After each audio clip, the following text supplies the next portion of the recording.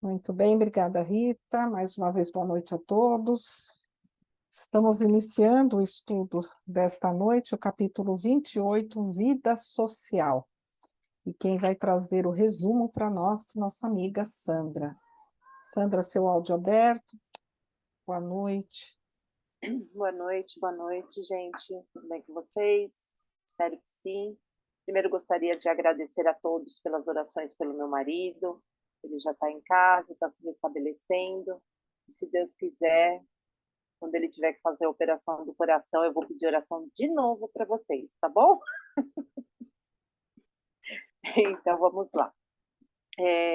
Esse capítulo aqui fala sobre a vida social, né, na espiritualidade. E o que é engraçado é que o André Luiz e o amigo dele ficam logo de cara, assim, perplexos, né? Que lá também tem vida social, como assim? Achavam que era só trabalho, trabalho, trabalho, trabalho, mas não. Alfredo e Ismália, né, sorridentes, falam para eles que lá existe sim vida social, por que não receber os amigos também ali onde eles moram, né? E ela fala, temos também aqui a nossa vida social, como não? É preciso saber viver, né? Aí, encantado com essa nota alegre, ele acompanha, né, os amigos que chegam, e ele fica muito admirado com o carro. Em outro capítulo anterior, a gente também viu, né, que eles falavam sobre carros lá, e ele fala que o carro era quase idêntico aos velhos carros de serviço público do tempo de Luís XV, que ele vira muitas vezes, né, aqui na Terra. E nele chega a pequena família, né, da colônia próxima, e pelas informações de Aniceto, demoravam a 3 léguas do posto aproximadamente. Alfredo apresentou, né, os visitantes, que era o casal Barcelar e as 2 filhas jovens. O chefe do grupo mostrava a idade avançada, revelando, porém, excelentes disposições, e a senhora dava impressão de madureza, aparentando, contudo, maravilhosa vivacidade, assim como as 2 moças. E a alegria entre eles era enorme, contagiante, né? E o que chamou a atenção de André aqui foi que cada gesto, cada trato que um tinha com o outro, pela simplicidade, o carinho, tudo, ele notava que ali não tinha fingimento, né? Porque lá não temos como fingir sim. Se você gosta, gosta, se você não gosta, você não gosta. E isso chamou a atenção do André, né? Que a família chega e é recebida muito bem, com muito carinho e trata todos com muito carinho, né? E que os recém-chegados ele percebeu que eles eram muito amigos, amigos há muito tempo, né? Do casal Ismália e Alfredo. E pediu recados afetuosos para algumas famílias, a Ismália, né, mandou recados para algumas famílias do posto, e em breves momentos, assim, poucos instantes, o castelo estava lotado, né, de outros amigos para fazer parte daquela reunião. E o André ficou um pouco deslocado, né, com ao primeiro momento nessa reunião, né, e limitava-se só a ouvir e observar. Mas Aniceto, percebendo que ele estava meio assim de lado, começou a conversar com o Bacelar e pergunta: como corre o serviço? E ele, bondoso, respondeu: bem, sempre bem. Apenas não podemos fixar demasiada atenção nos companheiros encarnados. E Aniceto fala: é indispensável aprender a servir e passar. E o Bacelar fala: compreendo, compreendo. Aliás, o processo humano não é uma questão de dias. Não tenhamos ilusões. Quase que eles dão nós por causa perdida, viu, gente? E percebendo que Vicente e eu poderíamos aproveitar a palestra, Aniceto indicou o novo hóspede de Alfredo, explicando solícito: nosso amigo Bacelar é chefe de turmas de assistência aos nossos irmãos do Círculo Carnal. Tem longa experiência dos homens e conhece-os como ninguém. Há muito que aproveitar nas suas observações. Não tanto, meus caros, Bacelar fala, né? Sou simples companheiro de vocês, cumprindo deveres por acréscimo da misericórdia divina. Não posso fazer muito em razão de minhas deficiências naturais. Aí o Vicente, né, fala para ele, estamos certos do grande proveito da sua palavra, incentivando ele a falar um pouco sobre o serviço dele, né? Tudo o que nos disser sobre o problema de assistência constituirá para nós ensinamento precioso, disse ele, né? E o novo amigo fitou-os e perguntou, vocês foram médicos no mundo? E eles responderam que sim. E Bacelar pensou alguns momentos e acentuou. Sempre gostei de conversar com os amigos, recorrendo aos símbolos sugeridos pela profissão que exercem, ou seja, fazer comparações, né, com as profissões que as pessoas exercem aqui na Terra. E ele fala que eles não teria muito o que falar, né, para os dois. E eles falam que, pelo contrário, seus esclarecimentos enriqueceriam muito as experiências deles. E aí ele começa a falar algumas coisas que são muito interessantes, né? Não creia, recorde os seus doentes comuns, ou seja, ele pediu para eles imaginarem que eles estavam no hospital e recobrar os doentes comuns. Muito raramente lembram a medicina preventiva, de modo quase invariável, esperam a positivação das moléstias para buscarem um recurso precioso, ou seja, espera ficar doente para depois pedir ajuda. Necessitam de anestésicos para o socorro do bisturi, fogem ao regime tão logo surge a primeira melhora. Confundem o método de tratamento apenas se registrem o primeiro sinal de cura. Detestam a dor que restabelece o equilíbrio. Descontentam-se com a indicação de purgativos. Preferem a medicação de sabor agradável. E, sobretudo, quase sempre querem saber muito mais que os médicos, ou seja, eles já diagnosticam, né, e sabem o que eles precisam para eles mesmos. Esta síntese aplicável a corpos doentes representa em nosso campo de serviço o resumo do programa de assistência aos espíritos enfermos, encarnados na Terra e com agravantes de vulto, porque em nosso setor não podemos manipular a alma, à maneira do cirurgião que opera as amígdalas. Somos forçados à preparação do campo mental conveniente a proceder à semeadura de pensamentos novos, velar pela germinação, ajudar os rebentos minúsculos e aguardar a obra do tempo. Nossa luta não é simples, porque se o clínico do mundo encontra sempre familiares amorosos, dispostos a cooperar com ele em benefício do doente, o que encontramos por nossa vez são enormes legiões de elementos adversos à nossa atividade restauradora e curativa. Em geral, o médico do mundo presta socorro a quem deseja recebê-lo, porque vai lá procurar ajuda, né? Pelo menos nas ocasiões de graves perigos. Nós, porém, meus amigos, muitas vezes temos de prestar assistência aos que não desejam, por viverem sob véus de profunda ignorância. Ou seja, o médico ele fez comparação. O médico daqui, a gente fica doente, a gente vai procurar ele. Se não precisar dele, melhor, a gente fica longe dos consultórios. Só que ele não tem como passar um remédio para nós, a não ser tentar mandar vibrações, pensamentos bons, para que a gente mude o nosso pensamento. Olha como a gente é difícil de lidar, né? Às vezes vem aquelas coisas assim, como que fala, aquelas inspirações, você está passando por um momento de dificuldade, então seu mentor fica perto de você, tentando te mandar mudar o ânimo, mudar o seu pensamento positivo, porque tudo que a gente passa por essa vida é questão de para o nosso aprendizado, para o nosso aprimoramento. Só que nós sabemos que a maioria das pessoas não pensam desse jeito, né? Se fazem de vítimas e muito mais. Então, nós damos muito trabalho para a espiritualidade, para a gente poder nos tornarmos um pouquinho melhor, né? Aí o André fala, tem razão. Entretanto, vale por conforto a certeza de que há muitos cooperadores encarnados no mundo prontos a colaborar na tarefa. Coitadinho, né? Iludido ele, achando que todo mundo que está aqui, que a gente se comprometeu aí e veio para cá e vai cumprir tudo direitinho a nossa missão. E aí o senhor Bacelar fala para ele, nem sempre. A cooperação é outro problema. A maioria dos irmãos que se propõem ao serviço partem daqui prometendo, mas gostam de viver descansados no planeta. Poucos fogem ao estalão comum. Raramente encontramos companheiros encarnados com bastante disposição para amar o trabalho pelo trabalho, sem ideia da recompensa. A maioria está procurando remuneração imediata. Nessas ocasiões, não percebem que a mente lhes fica como aposento escuro, atulhado de elementos inúteis.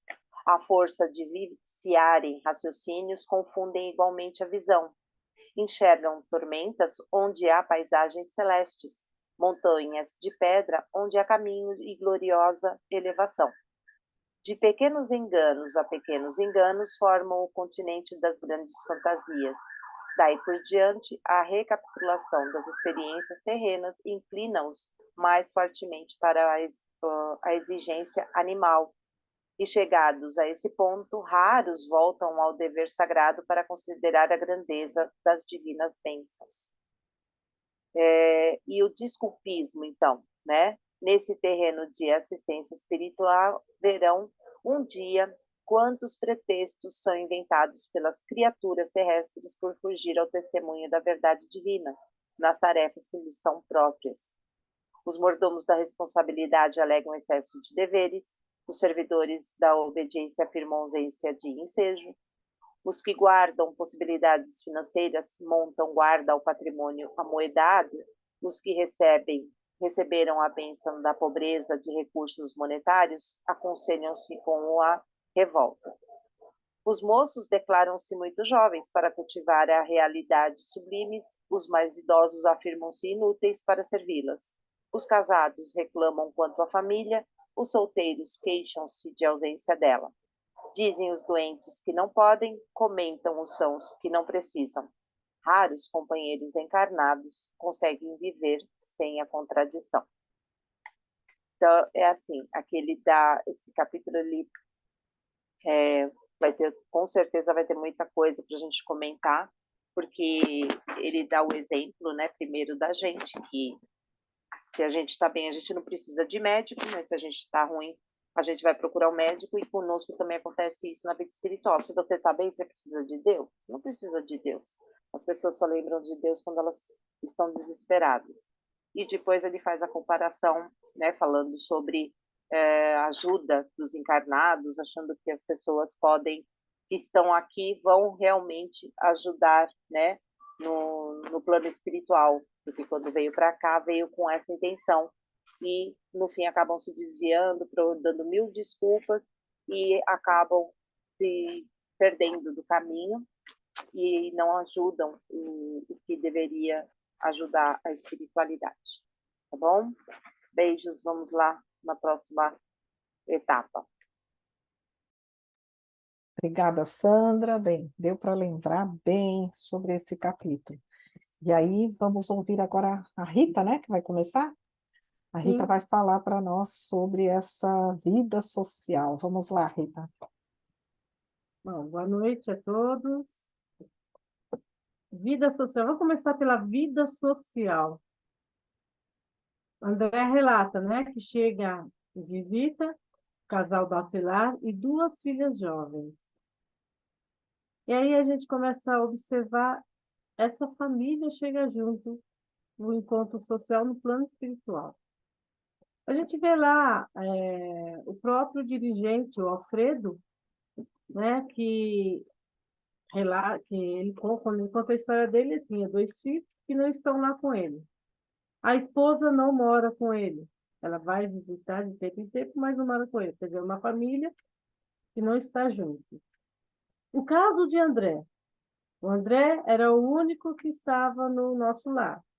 A mãe dele estava numa outra colônia, as irmãs em outros lugares e o pai também em outro lugar. Outra família que não está junto. E essa família juntos fazendo uma visita social. Aí a gente já começa a pensar, poxa, que mérito desses espíritos, dessa família, né? De estarem juntos. E a gente sabe que a família é o primeiro grupo social que o homem tem contato, né? E a gente vê essa família juntos. E lá no Evangelho, fala que os verdadeiros laços de família são os da simpatia e comunhão de pensamentos, que une os espíritos antes, durante e após a encarnação. É o caso dessa família. Eles têm a comunhão de pensamento, né? E mais para frente, o André relata: permanecíamos num quadro social inacessível ao fingimento. E mais para frente, em breves minutos, o castelo recebia inúmeras pessoas que concorriam ao brilhantismo da seleta reunião. Uma reunião social com comunhão de pensamento. Todos tinham o mesmo pensamento, né? Então, aquilo se tornava um ambiente sadio, gostoso, agradável, né? E aí a gente começa a nos questionar, né? E como nós nos comportamos, por exemplo, nos encontros de família, que é o menor grupo social que temos, nos encontros com os amigos, e um pouquinho pior, nos encontros com os colegas de trabalho. Como a gente se comporta? Bom, então eu acho melhor, para a gente não cair em tentação, nem encontrar. Ficar em casa. Tá? Mas não ir mais encontro nenhum, eu acho melhor, né? Ficar em casa, quietinho, para não pecar. E tem o Emmanuel gosta de puxar as orelhas, né? Coitado do Chico, não tinha nem orelha mais, tanto que ele puxava. Aí o Emmanuel fala: muitos companheiros, a pretexto de se guardarem contra o mal, evitam contatos com esse ou aquele círculo de serviço, caindo frequentemente em males de maior monta. Ele chama os grupos sociais de círculo de serviço. Caramba! Então, os encontros sociais é círculo de serviço? E a Joana de Ângeles, ela fala que Jesus, na sua condição de espírito excelso, jamais se isolou, evitando a vida social. E realmente, Jesus tinha uma vida social. Tem passagem dele em casamento, em festa. Ele comia com os ricos, sentava na mesa com os ricos, com os pobres. Ele tinha diálogos com pessoas de muito conhecimento, com pouco conhecimento. E ele aproveitava todos esses círculos de serviço para ensinar. E principal, ele se dava como exemplo. Em qualquer lugar que ele ia, ele era o exemplo, né? Ele mostrava como se deveria se comportar. E aí a Joana de Ângeles fala: a vivência cristã se caracteriza pelo clima de convivência social social em regime de fraternidade, no qual todos se ajudam e se socorrem, anulando dificuldades e consertando problemas. Olha a oportunidade desse círculo de serviço. A gente pode estar ajudando, socorrendo, anulando dificuldades e muitas vezes consertando problemas. Olha as oportunidades que nós temos, até num grupo social, num encontro social, né? E Joana, ela continua falando: persevera naquilo que crês, pois sabes que o amor é a única solução para todas as dificuldades humanas. Então, se nós cremos no que nós aprendemos, nós devemos colocar em prática. E quando nós colocamos em prática, a gente faz o exercício do amor, até mesmo nos grupos sociais, né? Colocar em prática tudo aquilo que a gente crê, que a gente aprende. Mas não é fácil. Os encontros sociais é um desafio. né? As pessoas não pensam como a gente, não tem essa comunhão de pensamento, né? Nem sempre tem, né? Não é em todos os encontros que a gente vai encontrar isso, né? Mas lá no Livro dos Espíritos, tem na questão 766, fala o seguinte: Deus não deu inutilmente ao homem a palavra e todas as outras faculdades necessárias à vida de relação. Então, Deus nos deu o dom das palavras, a inteligência, as faculdades para a gente colocar em prática, né? E os encontros sociais são para que usemos essas palavras, as nossas faculdades, servindo de forma positiva, né? É, e é o que a gente vai ver nesses capítulos que vão seguir, o quanto de aprendizado, o diálogo deles, a troca, como é gostoso um encontro desse. Bom, aí, vocês estão me escutando? Deu um tilt aqui. Sim, tudo tranquilo. Pode seguir. Aqui abriu uma tela, sei lá de onde veio. Eu acho que a internet está com problema. Bom, e aí, como em todos os grupos sociais, né, na família, sempre tem esse assunto, o tema é trabalho, né? A gente fala, né, do trabalho, né? Em qualquer encontro que a gente tem, a gente fala do trabalho, né? E aqui se fala do trabalho também. O senhor Bacelar é chefe de turmas de assistência de encarnados, né, que a Sandra falou, e ele fala uma frase que eu achei incrível. É indispensável aprender a servir e passar. Serve e passa. Não fique grudado, né, na pessoa para que ela faça o que você acha que deve ser feito. Está abrindo um monte de tela da internet aqui, eu acho que está com algum vírus. E, e aí a gente pensa, né, como a gente sofre quando tem alguém próximo de nós que faz as escolhas erradas, que segue caminhos que a gente sabe que vai levar ele ao sofrimento. É sofrido, né? A gente vê essa situação, às vezes, dentro de casa, entre amigos. A gente sabe que não vai dar certo e a pessoa vai seguir por aquele caminho. E o que a gente deve fazer? O que fazer? Ou quem trabalha em assistência no centro espírita, os assistidos, aquelas pessoas que chegam sofridas, você acolhe, faz o tratamento, eles melhoram um pouco e vão embora. Daqui a pouco você olha para a fila, está lá a pessoa na fila de novo, começando tudo de novo. Serve e passa, né? É o que devemos fazer, servir e passar. Eles voltam. Eu lembro que eu tive uma expositora, ou seja, ela falava, o filho não é nosso, é de Deus. Ele pode errar, mas ele vai ter oportunidade de acertar.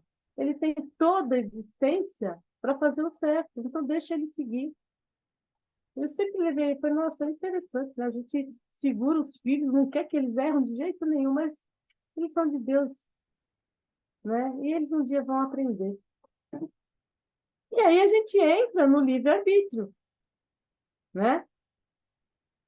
E aí eu pergunto para vocês, entre a capacidade de sentir amor e o respeito, qual dos dois é mais importante? Amar ou respeitar? Na questão 877 dos Livros dos Espíritos, tem a seguinte questão: a necessidade para o homem de viver em sociedade ocasiona-lhe obrigações particulares? E olha o que eles respondem: sim. E a primeira de todas é a de respeitar o direito dos seus semelhantes. Aquele que respeitar esses direitos será sempre justo. E aí a gente lembra daquela lei: justiça, amor e caridade. Elas não andam separadas. Você não pode amar se não for justo.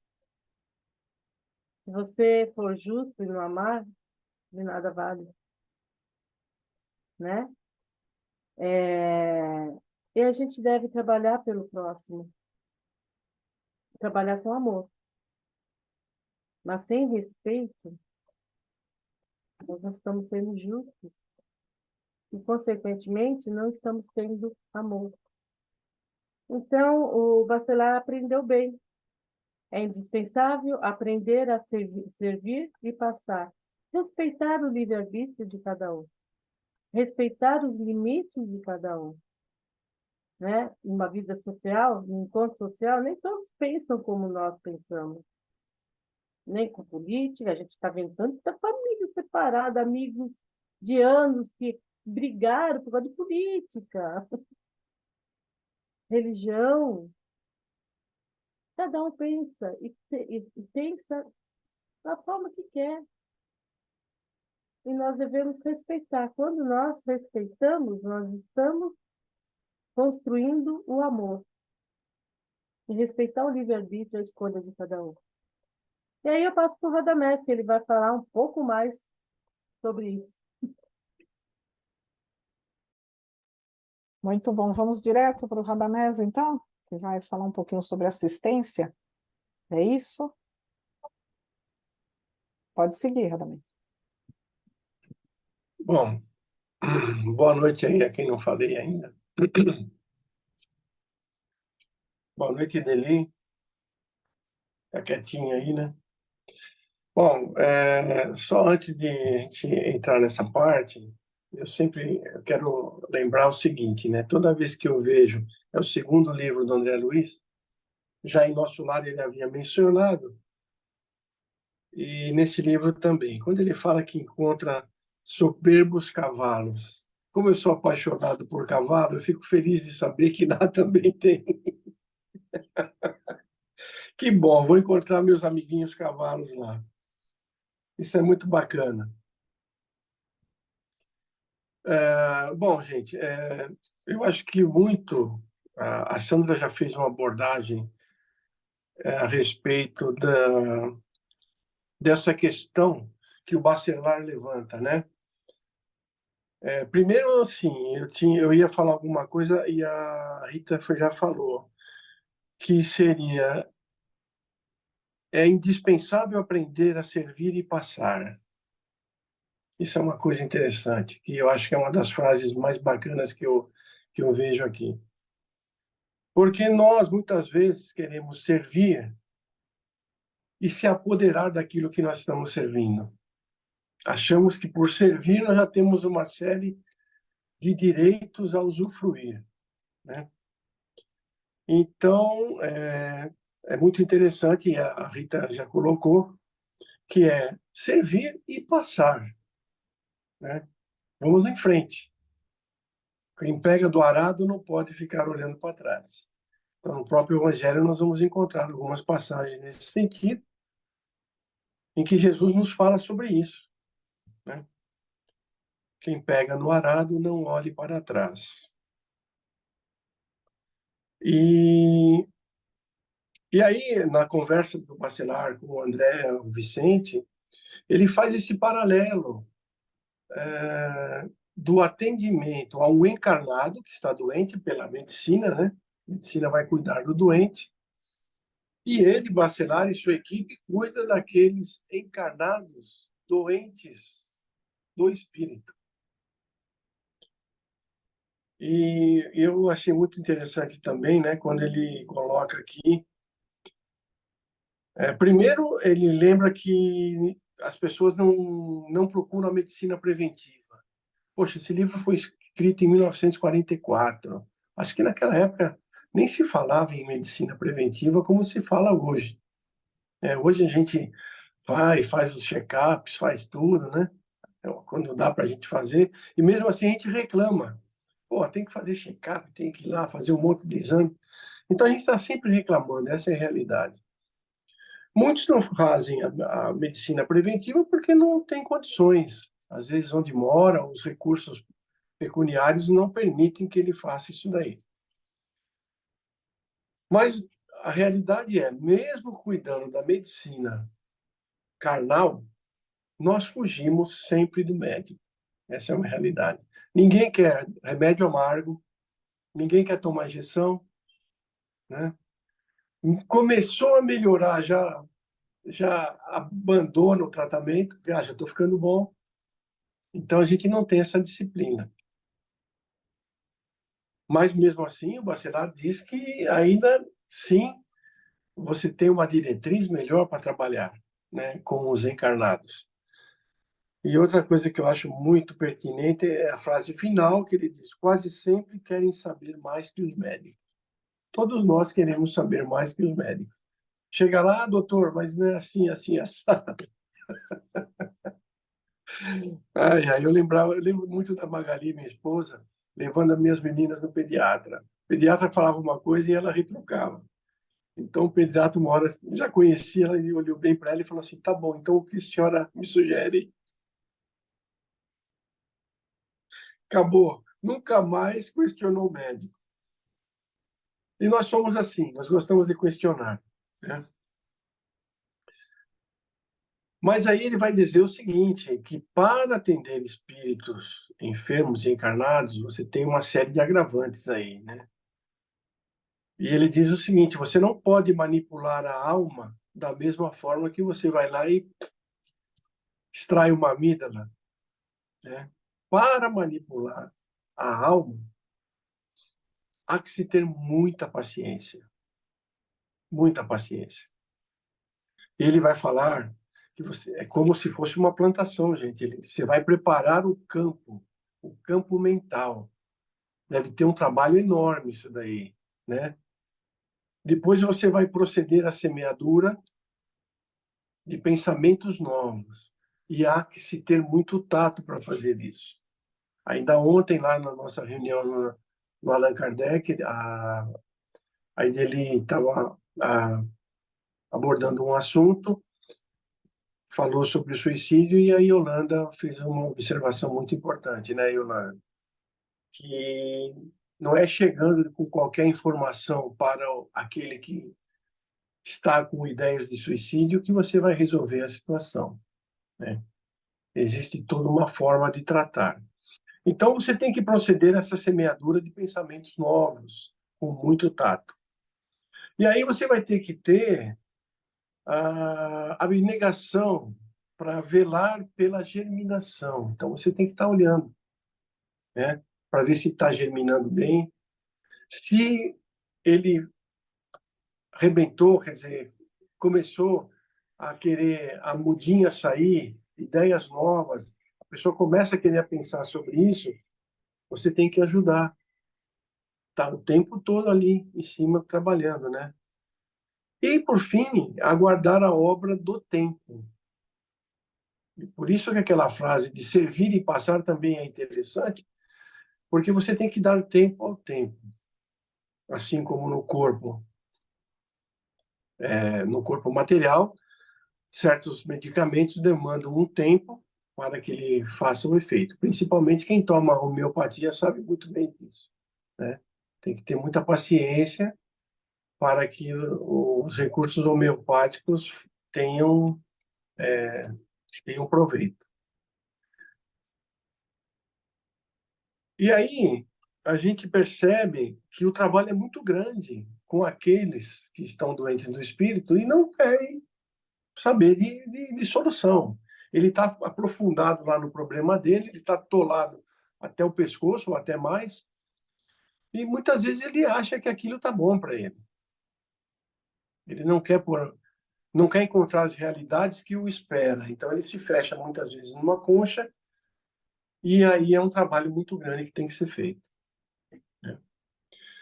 Sempre lembrando que a pessoa também tem que querer, porque se ele não quiser, não sai do lugar.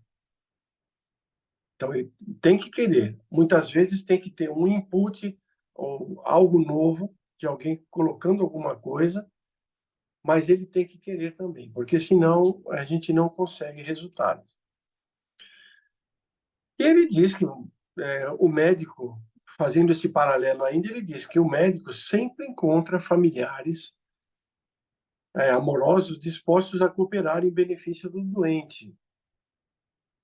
Realmente. Sempre a gente vai ter a família ou alguém amparando. Mas já para o tratamento dos espíritos encarnados e enfermos do espírito, ele diz que tem uma legião de elementos adversos. Não é um, dois ou três, uma legião. Porque vai depender do que aquela entidade ou aquele espírito precisa, aquele espírito encarnado que está com problema, o que ele fez? O que ele semeou? Quais são os problemas que ele plantou e ele está colhendo agora, né? Todos aqueles a quem ele prejudicou, ou até, mesmo que ele não tenha prejudicado ninguém, mas por sintonia, ele agrega espíritos em torno dele, realmente ele cria uma legião. E aí, para você quebrar essa resistência, todo esse processo, é tudo aquilo que nós já falamos, que o Bachelard falou aqui, né? Preparar o campo mental, proceder à semeadura, pensamentos novos, velar pela germinação, ajudar os rebentos minúsculos e aguardar a obra do tempo. Ou seja, muito trabalho, muita paciência. E deve ter uma equipe muito grande para trabalhar tudo isso, né? Muita oração, muitas vibrações.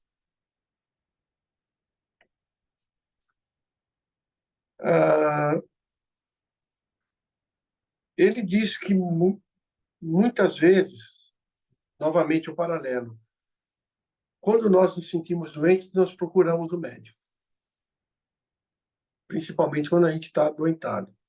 Isso quando a gente não inventa os remédios caseiros e fica enrolando, até ficar mal pra caramba, e alguém da família fala, não, agora você vai. Agora não tem jeito. Mas ele diz que já a prestar assistência aos encarnados doentes do espírito é muito difícil, porque eles não querem essa assistência, porque eles vivem sob profundos véus de ignorância. Não querem assistência. Às vezes você fala com alguém que você percebe que a doença não é material, e você vai abordar como? Nós temos que ter uma sabedoria muito grande para poder abordar, falar de espíritos que estão influenciando, falar de vidas passadas, muitas vezes isso não resolve. Principalmente se a pessoa não é da mesma ideia nossa de religião ou de filosofia. É uma coisa, muitas vezes, para psicólogos, psiquiatras, né, para fazer essa abordagem. E, como nós falamos também, as nossas vibrações, não só individuais, mas principalmente as vibrações em grupo, ajudam muito isso daí. Porque são energias que são trabalhadas e levadas para esses espíritos encarnados que estão com esse processo, e muitas vezes elas vão lá para quebrar uma casca que existe dessas legiões, que essas legiões criam, e essas energias nossas vão lá para ajudar a quebrar essa casca, para eles poderem chegar muitas vezes na mente do necessitado.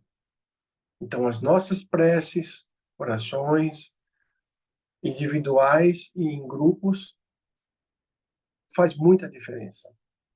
Por isso, nós devemos sempre, nos nossos trabalhos, principalmente, sempre deixar um cantinho para poder fazer essas vibrações, né? Vai muito nos ajudar.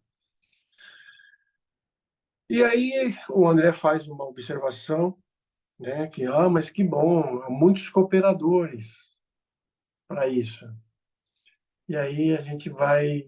Bom, eu, pelo menos, eu me coloco muitas vezes nessa situação aqui, né?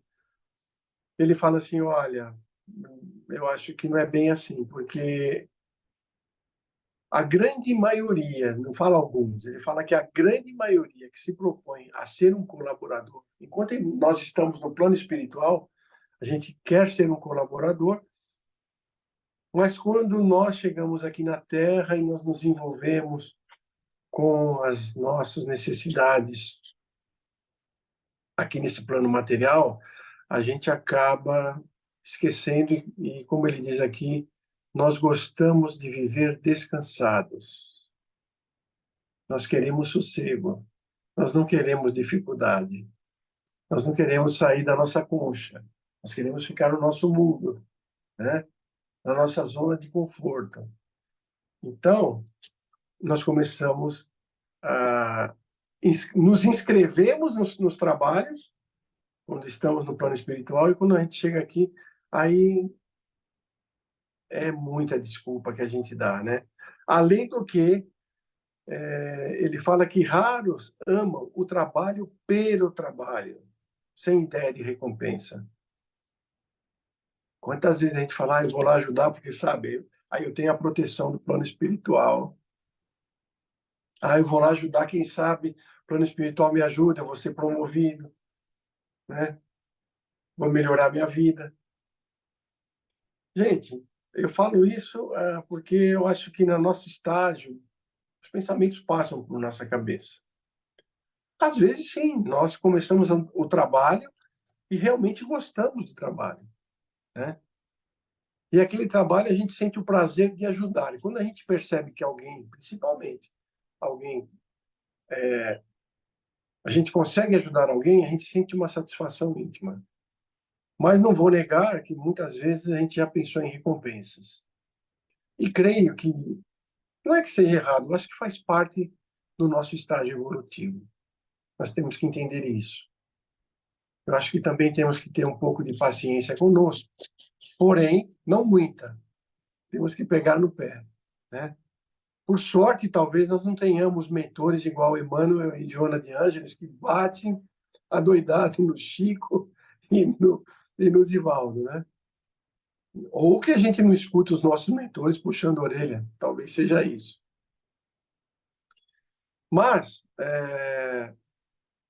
a gente, nessa questão de não procurar o trabalho pelo trabalho, mas sim por recompensa, a gente acaba viciando alguma coisa, começa a ver dificuldades onde não há. E ele faz interessante que fala: enxergar tormentas onde há paisagens celestes. Enxergar montanhas de pedra onde o caminho é gloriosa elevação. Então, realmente, quando nós nos propomos a trabalhar em prol de alguém ou de alguns, pelo trabalho e pelo prazer de ajudar, não existem tormentas e não existem montanhas. A gente só vai achar oportunidade de crescimento e oportunidade de ajuda. E, por fim, ele fala que a gente acaba sucumbindo às exigências animais, né? Que é o nosso viver. É a nossa casa, é o nosso alimento, é a nossa família. E muitos se perdem nisso, e ele acaba não abrindo uma brechinha que seja para esse trabalho em prol do plano espiritual para ajudar os amigos que necessitam. E olha que muitas vezes nós somos os necessitados e precisamos dessa ajuda. E ele fala, então, e eu acho que a Sandra já falou, né, os vários pretextos para se fugir ao trabalho. Aqueles que têm muita responsabilidade alegam excesso de dever. Aqueles que são empregados, que são os servidores da obediência, afirmam a ausência de ensejo. Aos ricos, vão ficar prestando guarda à sua riqueza, ao seu erário, ao seu dinheiro. Aos pobres, se devota à revolta de ser pobre. Os moços acham que são mais moços para começar o trabalho. Os velhos já falam que estão cansados. Os casados reclamam que têm família e os solteiros reclamam que não. Os que estão doentes é porque estão doentes e os sãos porque não tem tempo para isso e não precisam disso. Ou seja, desculpa não falta. Nós temos uma lista grande, né? E às vezes eu falo nós, mas eu falo por mim ao longo do tempo que se passou também. Muitas vezes a gente se coloca nessas condições. Agora não, né? Não posso ser um servidor. Mas como nós já falamos no começo do estudo desse livro, nós um dia nos inscrevemos nas fileiras dos colaboradores para ajudar mais ou menos o Bacelar e equipe ou outras equipes desse tipo. Nós nos inscrevemos para isso. E nós temos que ter pelo menos um tempinho na nossa vida para lembrar disso e nos propor a ajudar, né? Da maneira que eles necessitam de nossa ajuda. Seja através das nossas energias, seja através dos nossos ouvidos, escutando algumas pessoas, de um sorriso que a gente dê, de indicar alguém para ajudar alguém, de indicar a pessoa em dificuldade para qualquer que seja a ajuda, seja ajuda médica de profissionais, tipo psicólogos, psicoterapeutas, psiquiatras, médicos, indicar para sociedades religiosas com muito tato, e não é no primeiro dia que você chega, muitas vezes você tem que ficar ao lado, ouvindo, ouvindo, ouvindo, e depois, de uma forma muito sutil, plantar as ideias e, por fim, procurar encaminhá-lo para ajuda. Ou seja, o trabalho que o Bacelar fala, que ele faz, preparando o campo, procedendo à semeadura, depois velar pela germinação, nós também podemos fazer esse trabalho, tendo paciência, tendo tolerância. Muitas vezes nós não temos nada disso. A pessoa traz um problema, a gente já tem a solução pronta, já fala para ela o que a gente acha que tem que ser, e não é bem assim, né? Então, gente, há muita coisa a se aprender. E quando nós queremos servir, eu creio que nós abrimos nossa mente e os amigos espirituais que fazem esse trabalho vão nos intuir qual será o melhor caminho que nós podemos seguir para ajudar essas pessoas. Eu acho que era isso que eu captei aí nesse ponto. E espero contribuições. Obrigada, Radamés. Obrigada, Rita. Bem, queridos, foi passada a bola. Alguém gostaria de começar aí com os comentários, as observações? Bom,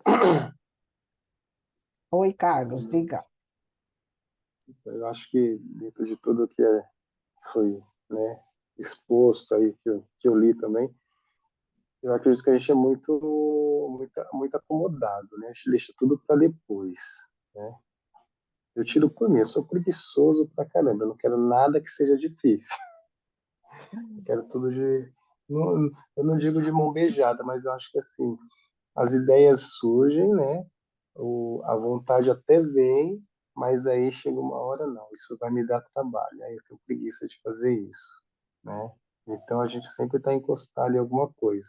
Eu acredito que seja ele nesse sentido, né? Às vezes você vai, caminha, quando você vê, você já fez, né? De repente é natural isso. Mas a maioria das coisas, quando você para, analisa e pensa, você desiste, entendeu? Às vezes eu acho que o impulso você acaba agindo e fazendo agindo de outra maneira, né? E de todo esse do capítulo, né? Eu adoro a vida social, gente. Adoro festa, adoro bagunça, entendeu? Embora eu também tenha uma carência, eu falto muito em relação à minha família, porque eles ficam mais distantes, né? A gente se vê muito pouco, mas quando eu falo assim, eu vou visitar minha mãe, eu fico com preguiça, porque é tão longe, né? Só de pensar, pegar trânsito para ir, né? Aí, hoje já tem a internet, então liga, a gente se fala por vídeo. Eu sei que é completamente diferente. Então, no meu caso, dentro de tudo isso que, eu, que a gente está discutindo aqui, eu fico bem reflexivo em relação a isso, né? O que eu estou planejando, o que eu estou fazendo? Embora, né, os obstáculos eles estão aí. E aí eu, né, ontem eu estava lendo o capítulo, eu falei, puxa vida, né, tem tanta desculpa. E às vezes a gente vê tantas pessoas impossibilitadas de fazer tanta coisa e elas têm aquela vontade de fazer, né? Mas será também que se ela tivesse possibilitado, ela ia fazer? Tem tudo os dois lados da moeda aí também. E aí eu fico, vamos lá, onde que eu estou, né? O que que eu pretendo? Onde que eu quero chegar? Esses bate-papos eles fazem eu refletir um pouco mais, né? Mas aos poucos eu chego lá. Eu ainda tenho a eternidade para aprender. Então, eu vou devagarzinho. Essa é ótima. Essa. Ai, muito bom, Carlos. Como amiga, eu vou te defender que você trabalha pra caramba, né, Rita? A agenda desse cara vive lotada, sábado também. Agora, como mãe, eu vou puxar sua orelha. Vá visitar sua mãe. Enfim, isso. Muito bom, mas é isso mesmo. A gente tem essa lista de desculpismo aqui, ela puxa ali, né? Se a gente pensar, falar assim, ah, não, eu acho que eu não tenho nenhuma. Pensa com calma, reflita, tem um cadinho de cada uma delas. É para refletir mesmo. Muito bom. Quem mais? É muita reflexão, gente. Oi, Carlos. Ligou o áudio? Ligou. O áudio abriu e... Então, dá para ouvir agora? Sim, agora sim. Então, mas sabe o que que é o que me deixa, né? A consciência pesa é porque eu sei que eu preciso fazer, eu tenho essa consciência, mas isso acaba me deixando, né, travado, entendeu? Sim, sim. E aí, inclusive, essa semana eu tomei até algumas decisões, falei, não, eu preciso mudar algumas atitudes, né? Eu sei que eu consigo mudar aos poucos, mas a preguiça tá ali, né? Ah, Vamos é para lá. vencer, é para vencê-la. É isso. A gente tem isso mesmo. Muito bom. O importante é o esforço, né? Vamos lembrar? Sim. Né? É o esforço. Muito bom. Quem mais? O Radam... Alguém abriu? Oi, Carlos? Não, eu tô tentando tirar aqui o áudio, eu não sei o que eu fiz aqui no meu celular que eu não tô conseguindo. Deixa eu ver. Ajudou? Muito bom. Agora, Agora você. Isso, deu certo. Muito bom. Ali pelo Radamés, ele falando da questão, né? Quando estava falando, o Bacelar explicando a dificuldade de prestar assistência, né? O trabalho que é prestar assistência àqueles que não querem ser assistidos, né? Aqueles que não querem o remédio, enfim. Toda essa experiência do Bacelar, aliás, tudo que a gente viu até agora, a gente pode facilmente colocar no nosso dia a dia, identificar no nosso dia a dia essas dificuldades. O Radamés colocou bem isso, né? Essas dificuldades que nós temos.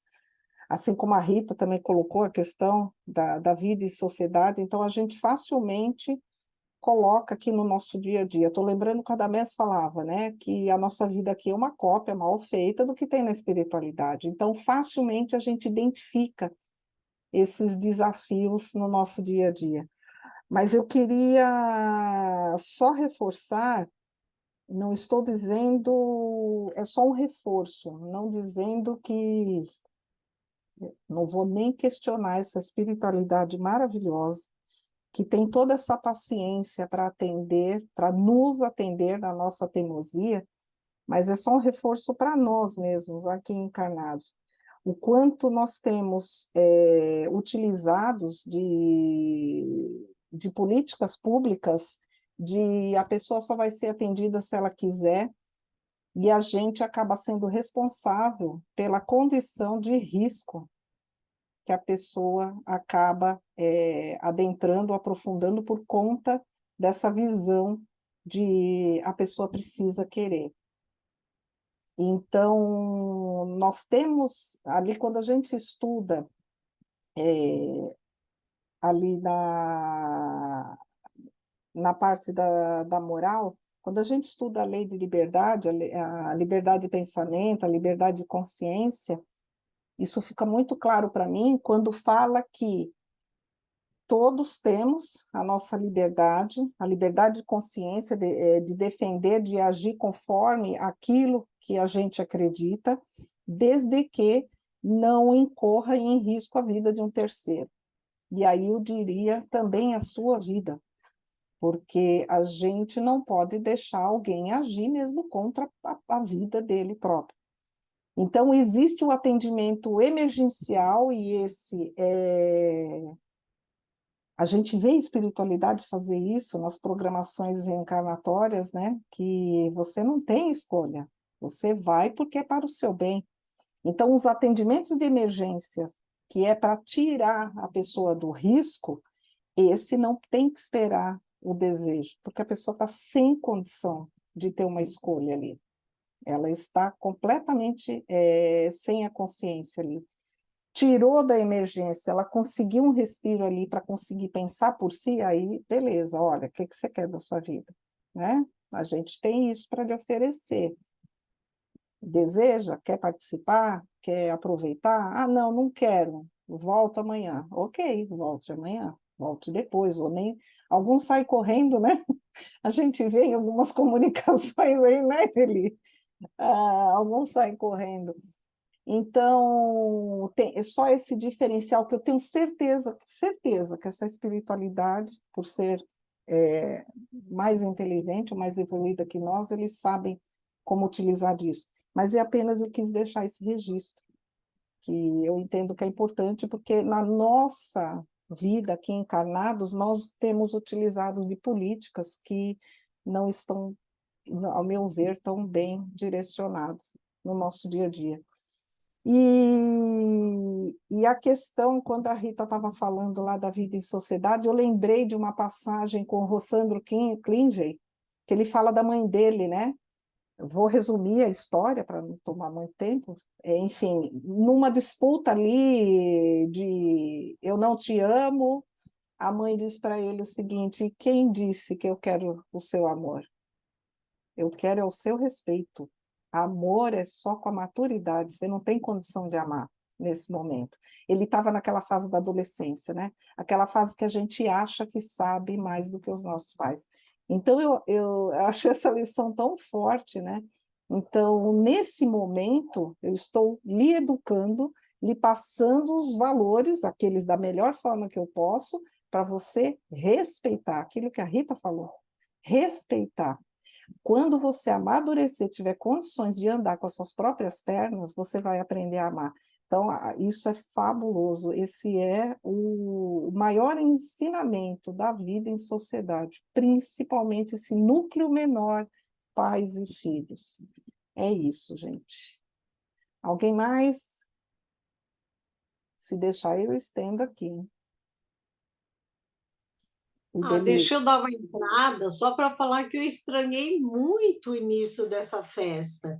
Ninguém falou da roupa, do sapato, do cabelo. Quer dizer, que coisa mais sem graça. Aí entra o bacelar, vai falar só de serviço. Ele não falou do vinho, ele não contou uma piada. Que cara chato.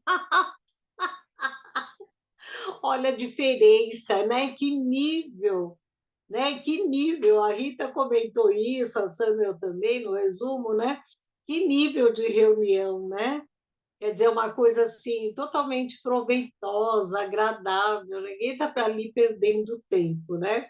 Eu gostaria de falar um pouco sobre esse servir e passar. É interessante porque o Ricardo fala muito isso no grupo das 9 moedas, e realmente, em termos de assistência social, você precisa aprender muito isso. Servir e passar, porque senão você cria uma dependência do outro também. A sua dependência é de ficar esperando o retorno, é aquele teu orgulho, né, de querer ver o teu discípulo fazendo do jeito que você quer. E aí também você vai criando uma dependência do discípulo, que ele vai querendo te agradar, fazendo, mas sabe que você tem mais coisa para dar. Olha que interessante, né? Vai criando essa codependência, que é completamente é perniciosa, né, para o ambiente de educação, de crescimento. Quer dizer, ajuda e passa, vai, né? Que outras coisas vão amadurecendo, vão acontecendo para o outro e para você também, né? A gente vê muito nessas questões de trabalhos sociais. Eu me lembro no Kardec, há anos atrás, a gente distribuía muitas cestas básicas, e um dia o Vladimir falou isso, nossa, mas tem gente que vinha mãe, aí a gente esperava que aquela família melhorasse, não, agora já estão vindo os filhos, já estão vindo, e lá na CL agora, que é mais tempo também, já tem uma que diz assim, a minha avó veio aqui pegar a cesta básica, depois minha mãe, agora estou vindo eu, então criou aquela dependência, nós não soubemos trabalhar isso, né? Então, essa questão de você dar coisa material é muita responsabilidade. Então, eu vejo assim que o nosso papel aqui também é aprender a fazer esse trabalho que o Bacelar faz, né? De você ajudar as pessoas, plantar, semear algumas ideias e passar. E não ficar esperando muito retorno, ter muita expectativa, porque às vezes não vai acontecer ainda, mas uma hora ou outra acontece. E conosco também acontece isso. Os espíritos superiores vão plantando, plantando ideias através dos livros, através do conhecimento, e a gente vai patinando também, né? Até que uma hora amadurece e acontece as pequenas transformações, né? Pequenas ainda, como o Carlos falou aí, né? Eu queria fazer um parecer também, que o Carlos falou que tem preguiça, mas ele tem postado umas posturas aí no Instagram, eu nunca imaginei que esse menino tivesse preguiça, eu estava até com inveja dele, quem ainda não viu, procure ver Carlos Luz, pendurado lá, fazendo umas posturas de yoga. Que é aquilo? Você vai imaginar que esse rapaz tem preguiça? Nunca. Olha, melhor eu fechar meu microfone, viu? Senão vai ser demais. Depois eu posto, aí depois eu mando a foto para vocês.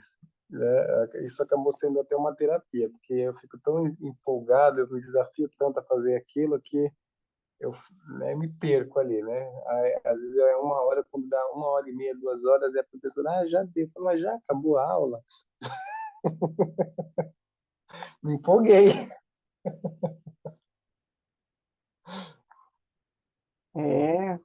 Precisa desses momentos. É verdade, muito bom. Quem mais? Esse servir e passar realmente não é fácil, né? O exemplo que acontece em todos os projetos de distribuição de cestas, todos, todos, todos. É exatamente entender o que é esse serviço, qual é a finalidade dele. A princípio, começou-se com um atardeiro, uma emergência, um período de respiro até a pessoa se recuperar. Mas na nossa condição, a gente se acomoda. Qualquer braço, qualquer mão estendida, a gente se acomoda e cobra essa mão a todo instante, a todo momento. Então, assim, é uma conta difícil de bater. E a gente precisa ter muita responsabilidade nisso, bem lembrado. Mas aí, quando eu estava lendo, quando eu li a primeira vez essa passagem, que aí falou de servir e passar, eu me lembrei da passagem de Cristo, que ele falava de sacudir, né, o pós das sandálias, na questão de você não vai ser bem recebido, não vão lhe compreender, vão até hostilizar, não se prenda a isso. E é o que acontece também, né, durante o serviço.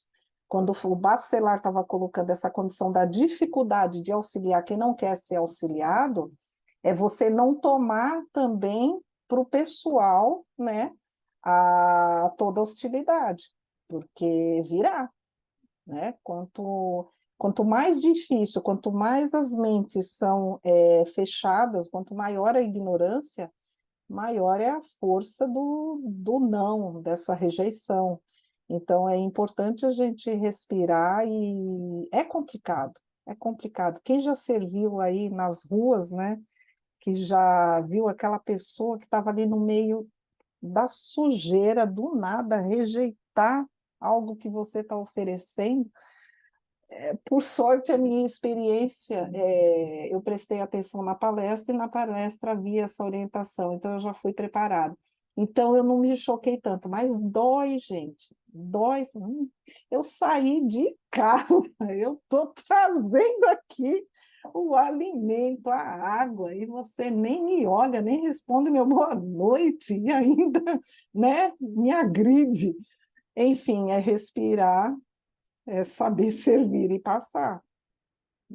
Essas dificuldades são vários ângulos, né? De vários pontos que a gente pode tomar isso e como é importante a gente observar essa lição. E que é muito difícil, muito difícil. Qual é o limite de servir?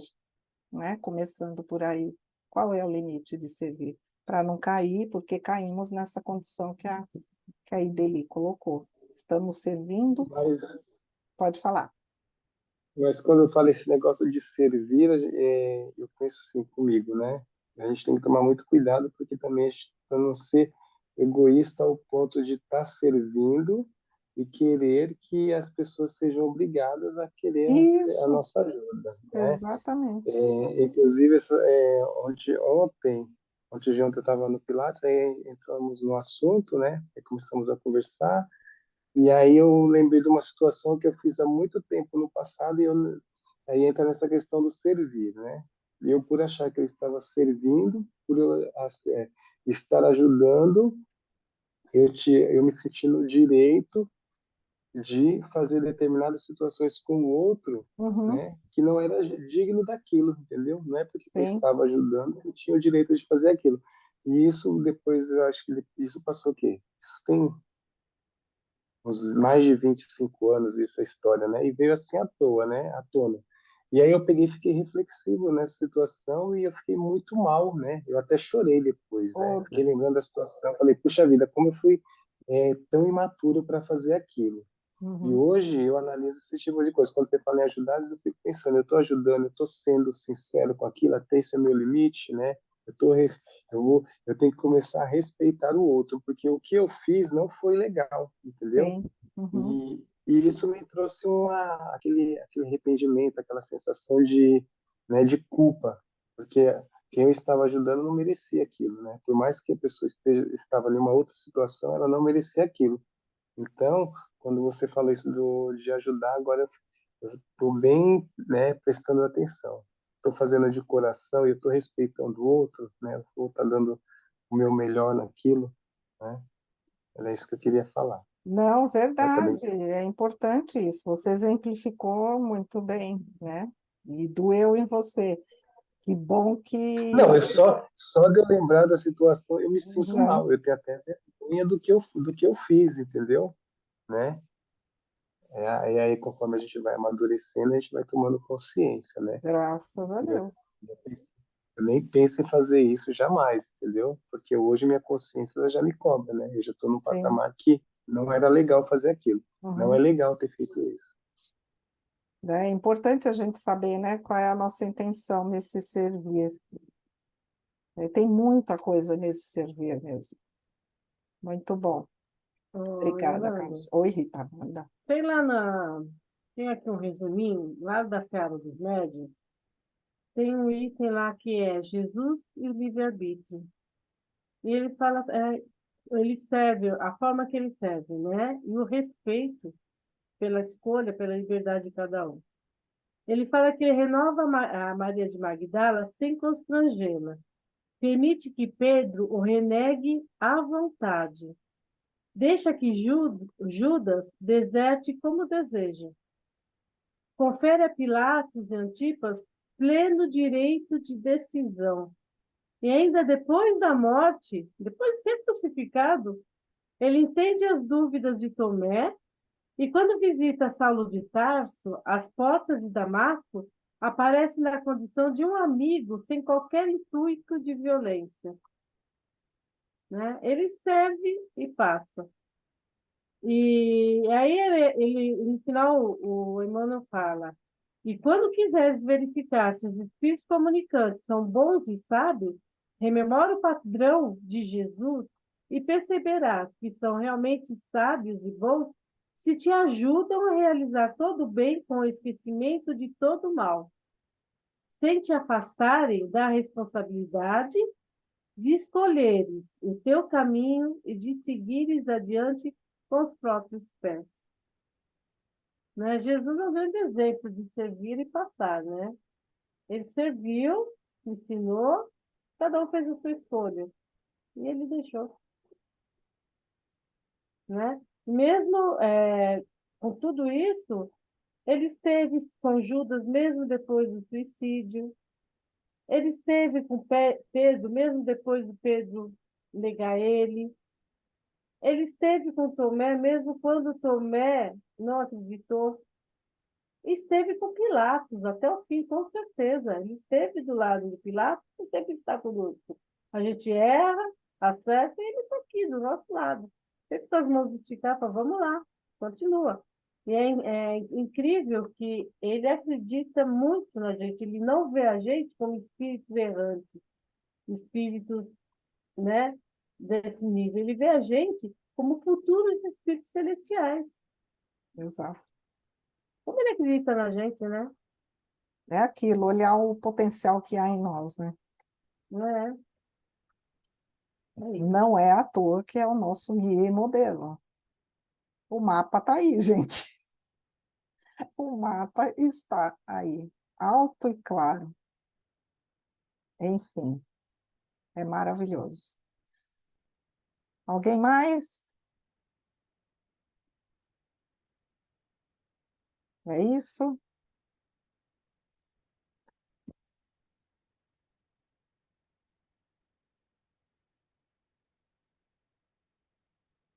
Acho que ficou só isso. Essa lição, ela acaba sendo uma lição assim muito simples, mas uma das mais profundas por conta disso, né? O quanto cala ali fundo em nós a nossa inércia. É incrível como a gente precisa ali, precisa ter alguém para nos empurrar e também ter alguém para nos fazer parar, porque a gente não consegue ainda o caminho do meio, do equilíbrio, e vamos nessa busca, né? Por isso, cada vez mais fica claro para mim a importância da vida em sociedade, o quanto devemos valorizar a família, valorizar estarmos sempre reunidos. E, por conta de um outro estudo, estava ali refletindo num capítulo do livro Evolução em Dois Mundos, falando sobre a importância do momento que o homem adquiriu a habilidade ali da fala. Quando ele fala, ele começa a falar na evolução, ele consegue conquistar um ordenamento dos pensamentos por conta do exercício da fala. É o exercício da fala que ajuda a dar um freio nos pensamentos, porque para falar você precisa parar para pensar, né? Eu vou falar o quê? Aqui eu estou sendo automático, porque de tanto praticar, essas frases saem, porque já tem essa ideia é simples e está saindo aqui. Mas uma ideia mais profunda que eu tivesse que colocar aqui, eu ia precisar refletir, meditar, né, organizar as ideias para poder falar a respeito. Então, esse exercício de parar para pensar, para organizar as ideias, veio quando nós começamos a falar, nos comunicar verbalmente. A importância de estarmos num grupo, de estarmos ali dentro de casa, né? 1, 2, 3, né? Além de nós, então, entre 2, 3, mais pessoas, nesse exercício da fala, da comunicação, para auxiliar essa organização dos nossos pensamentos. E aí estou lembrando, né, por causa de ontem, a Ideli também fez um alerta com relação aos celulares, então o quanto estamos fugindo de nos comunicarmos com as pessoas, aderindo a esse vício, que já é um vício, né? A psiquiatria já registra isso como um vício, alguns mencionam, até ia falar isso ontem dele, mas enfim, não achei que era irrelevante no tempo até, mas alguns psiquiatras colocam como um vício similar ao da cocaína, essa condição de estar ali no feed, né, dependente, você está dormindo e a notificação, você sente a notificação, acorda para ver o que é. Então, essa dependência muito grande está sendo cotada no mesmo nível aí de uma droga forte. Então, nós estamos deixando de exercitar essa habilidade que conquistamos, que nos ajuda a organizar nossas ideias, o que estamos nos tornando, né? Alguns que eu ouvi, até o Divaldo, na linguagem, utiliza a expressão, né, idiotia. Estamos revertendo a nossa condição cognitiva para uma idiotia. Então, é importante o alerta também. O núcleo social, ele não está aí por acaso. Não fomos criados com essa dependência, nessa necessidade de sermos codependentes por acaso. É importante essa reflexão também. Muito bom. Quem mais? Oi, Radamés. Oi, eu esqueci uma coisa aqui. Aliás, é uma dúvida, né? Quando o Aniceto pergunta para o Bacelar como corre o serviço, ele diz o seguinte: bem, sempre bem. Apenas não podemos fixar demasiada atenção nos companheiros encarnados. Se ele era o chefe de turmas de assistência aos irmãos do círculo carnal, eu fiquei na dúvida que ele não consegue fixar demasiada atenção aos companheiros encarnados. Por quê? Porque ele tinha outras tarefas. Eu fiquei meio na dúvida. Alguém entendeu? Para mim ficou uma coisa que tanto quanto antagônica, a não ser que eu considere que ele ser chefe de turmas de assistência é um serviço social que ele presta, além do trabalho dele, no plano espiritual que ele tem. Radamés, eu vejo o seguinte, logo depois dele falar isso, olha, ele ajuntou com graça. É indispensável aprender a servir e passar. Quer dizer, se você prestar atenção no pessoal, dá vontade de fugir e ir embora. Eu já falei isso para você. Se a gente prestar atenção, dá vontade mesmo. Mas aí, entendi que é isso, né? Apenas não podemos fixar demasiada atenção nos companheiros encarnados. Aí ele, né, é indispensável ajudar a aprender a servir e passar. É justamente isso, não ter expectativa, que a gente se perde mais nas expectativas, né? Você ensina, você faz. Você quer ver? Vou contar um caso bem rápido. Hoje, lá no ACL, foi o encerramento das gestantes e foi a tia de uma delas para ajudar a carregar a banheiro, o enxovalzinho. Aí ela disse assim: Nossa, quantos anos eu estive aqui, eu frequentei tanto. Eu vinha com a minha avó, depois eu fiquei grávida, eu fiz curso para minha filha aqui. Nossa, eu fiz até um curso de culinária. Eu não aprendi nada, mas era uma delícia. A gente comeu tanto. Olha só. Então veio bem a calhar. Eu olhei para a Eliana, ela olhou para mim e falou assim: Ai, a fulana não pode nem saber disso, coitada. Quer dizer, só valeu para comer. E a maioria é assim mesmo. Quer satisfazer seus instintos. Não está preocupada. Quem ensinou, às vezes, tinha tanta expectativa, né? Que a pessoa aprendesse, fosse cozinhar, ganhar um dinheiro com isso. Imagina, ela apareceu lá hoje toda maltratada, sem dentes, uma mulher nova ainda, 40 e poucos anos, e para dizer isso. Ela adorava ir lá, fez tanto curso, aproveitou tanta coisa, inclusive o curso de culinária só para comer. Melhor servir e passar, meu filho. Não é isso. Me fez lembrar o trabalho das meninas lá no crochê, e que ele vai muito além do crochê, do artesanato. Observando aquelas mulheres ali com seus problemas, algumas com problemas assim que eu nem me imagino numa situação daquela, e elas estão ali no momento, se não de uma catarse, um momento de tirar um pouco ali daquela rotina de ficar ali pensando no seu problema, a maioria ali com problemas de saúde gravíssimos. Então, é o momento que tira ali. Hoje, para ter ideia, elas cantaram, mas assim, nem sei quantas músicas, porque relembraram ali, como é que chama? Essas músicas dos comerciais, e antigos, tá, gente? Desculpa, eu não lembrava de quase nenhum, porque não era da minha época, né? Imagina. Mas, assim, elas tiraram cada um, assim, da minha infância. Eu falei, gente, como é que lembram disso? Estão com a memória melhor que a minha, com certeza.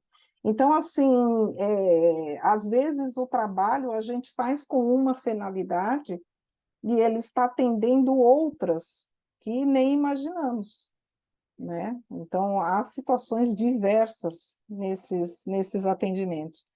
Mas é importante essa observação de você estar ali, né, avaliando um trabalho, porque se depara com isso. Peraí, de quantas aqui saíram com a condição de exercer uma habilidade nova e sair de uma condição ali precária, né? Quantos aproveitaram a oportunidade para, a partir dali, ter uma chance de mudar um pouco ali uma situação difícil? Bem, o Barcelar foi muito claro aqui, dizendo, né, Então, que muitos poucos atendem. Oi, Rita. o Bacelar, se ele tivesse aqui entre nós, ele falaria assim: olha, tô bem, mas eu não posso pensar muito naqueles loucos, senão eu vou enlouquecer, não é? Se pensar muito desencanado, ele vai ficar louco. Então, olha, deixa passar, ajudei como eu pude, deixa passar, senão quem vai ficar louco aqui sou eu. Mais ou menos isso, né? Fazer o seu, né? A consciência tranquila que fez a sua parte, né? Eu repito isso para minha filha, Nossa Senhora, coitada. Estou fazendo a minha parte. Enfim, vou parar de repetir isso. É isso, Oi, Lili. queridos. Oi, pode falar, Carlos. A Lili, ela falou que foi da mulher que foi lá de 42 anos, que você falou jovem, né? Há uns 20 dias atrás eu estava com uma cliente, ela mostrou uma reportagem que ela recebeu da sobrinha dela de 1963. Velhinha de 42 anos morreu queimada dentro de casa. Aí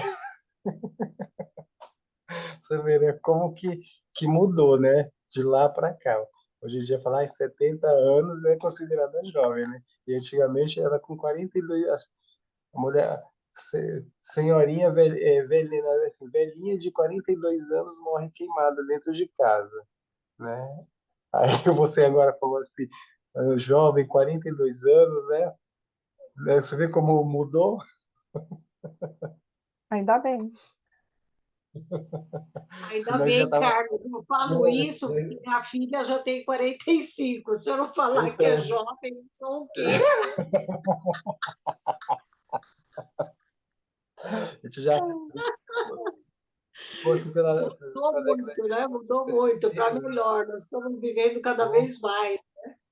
Então, já estavam considerados passado do tempo, né? Do ponto, né? Isso. Muito bom, queridos. Se esgotamos os temas aqui, acho que podemos caminhar para o encerramento. Alguém mais? Muito bom. Então, vamos fechando aqui, encerrando esse capítulo 28. O próximo, já tem um spoiler nesse aqui, né? Que é quando uma das filhas, né, que interrompe ali a conversa deles para a solução de um problema. Então, nós temos aí o capítulo 29, notícias interessantes. Não vejo a hora, gente, cenas do próximo capítulo. Estou curiosa. Muito bom. Vamos encerrando aqui.